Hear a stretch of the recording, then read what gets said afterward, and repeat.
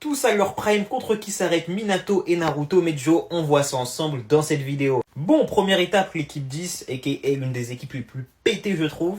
Deuxième étape, les 3 Sannin légendaires. Troisième étape, Itachi et Pain. Quatrième, Tobirama et Hashirama Senju. Et dernière étape, Kakashi et Sasuke. Tous à leur prime, bien évidemment. Bon, contre l'équipe 10, il n'y a aucun débat. L'un des deux les solo littéralement. Contre les 3 Sannin, la même chose. Tu prends Minato ou Naruto, je pense. Ah non, Minato ne solo pas forcément. Mais Naruto solo, il n'y a pas de débat là-dessus. Itachi et Pain sur les premières primes. Pour moi, c'est Edo Itachi et Edo Nagato.